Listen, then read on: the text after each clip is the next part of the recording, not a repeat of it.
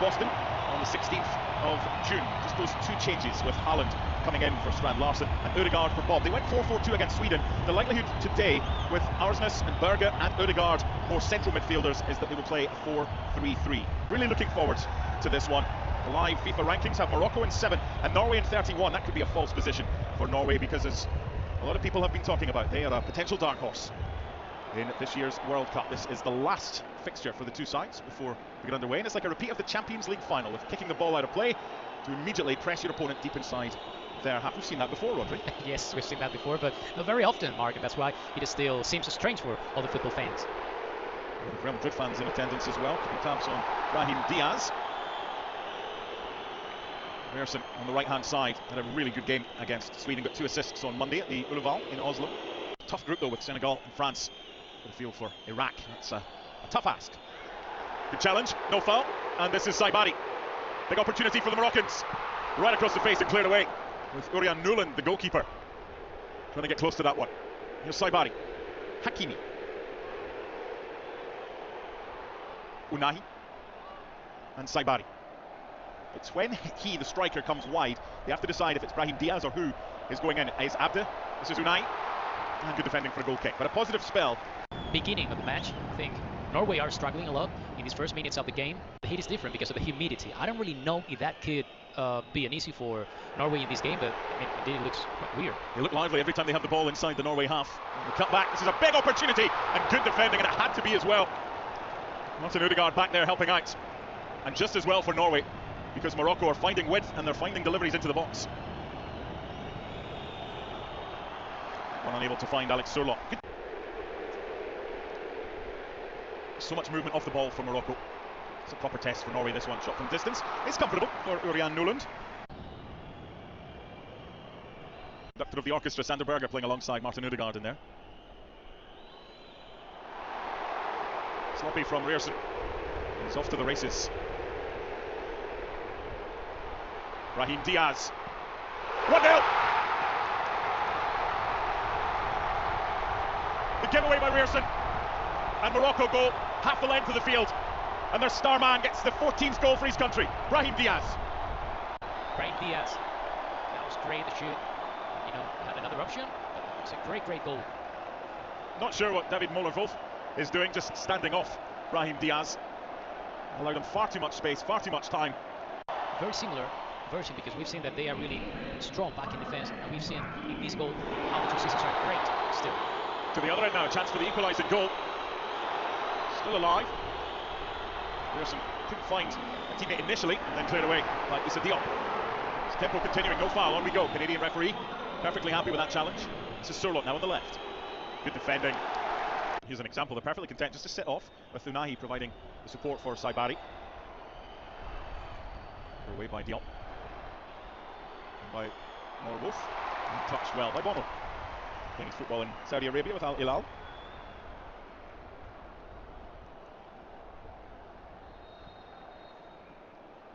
First corner of the game. Corner kicks brought to you by Enterprise. Delivered by Martin Ødegaard to a good area. Well defended by Ez Abde. Fair bit of height in there. And the flick on just wide. The problem for Morocco is there's so many giants to try and stop. It looked like Surlock got the flick on.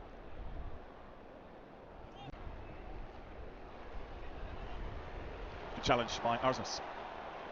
Didn't have enough on it though. Here come Morocco. Touched by Saibari. And the foul. While it's hot today, 82 degrees, it's only 45% humidity, so it could be a lot worse. All over the top, and the goalkeeper had come out expecting his defender to maybe do a little bit better, and they got away with that one, Norway, but that was a little bit too easy for Morocco to play the ball over the top for Brahim. No shots for Norway, and I think that they need to try to build the game like they are doing now at the moment and try to get advantage of Sortler than Holland into. Little push. Finish is with aplomb. The foul had already been committed.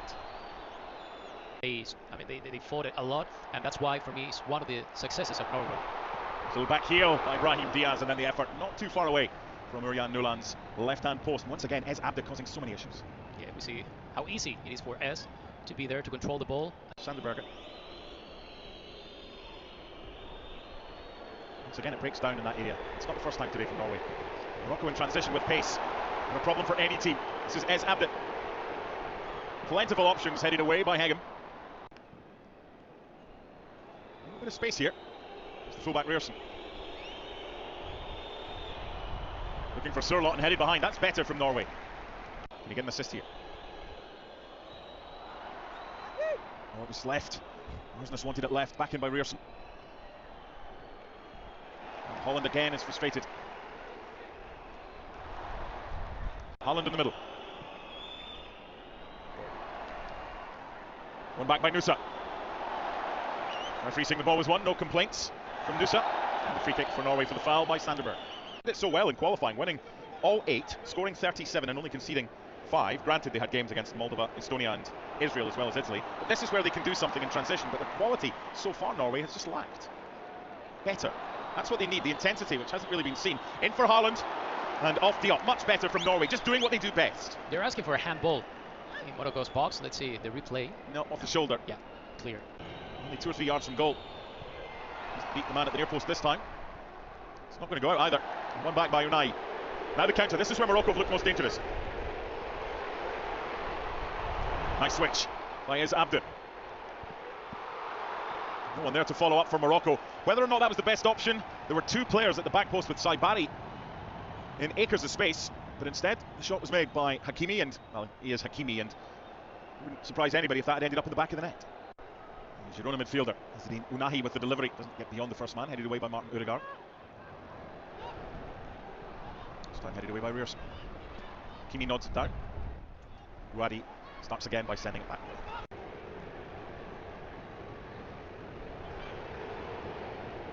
Once Hakimi goes forward into that area he's in right now, he does distract the opposition. Just drifts in from Brahim. That would have been special from Ez Abdel. That was the same combo for the opening goal, but this time it was in reverse and so close to number 2. That was about to be one of the best goals of the season so far. Great game by Morocco. How he controlled Brahim and how he delivered to Eze inside Norway's box. That was almost incredible. But it's too easy for Morocco to get that delivery. Saw how easy it was for Brahim Diaz to get space for the opening goal with Muller Wolf too far off him. Here's the card for Pearson. And for those of you who can lip read, you know what he said, I cannot repeat. Then behind him, getting Sorloth, so you can get the right side entire for Nusa and try to play like Sorloth is playing for Atletico Madrid alongside with Julian Alvarez, trying to be okay. I'm going to make the defensive work, so you are more than free in this case, Holland.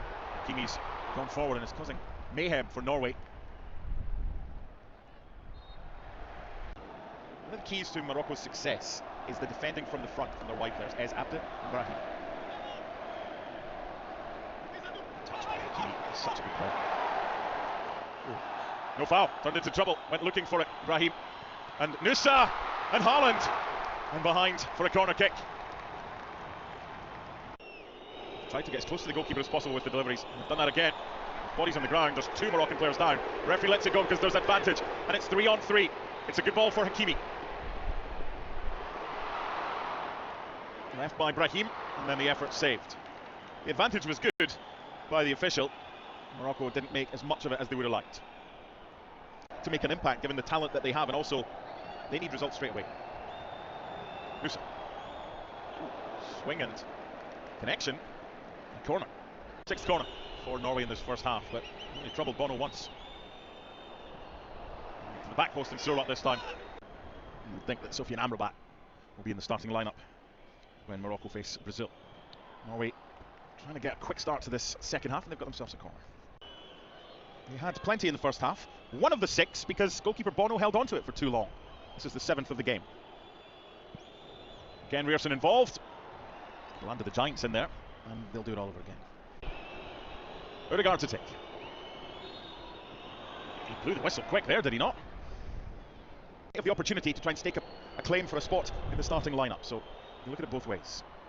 Good challenge. And Haaland with the layoff back, and Bono with a save, and the flag is up on this near side by Gerard Le Bouy. But again, that was good play by the substitute, Andreas Scheldrup, who's playing a little bit further forward. Another player that has done a great season in Benfica so far. Even his value now is... Surlot. Looked like it had gone out. The assistant agrees. Pressure from Haaland. Belhamari. He's turned by Rahimi, and a good ball as well. Just ran out of real estate. This is Christopher Ajer.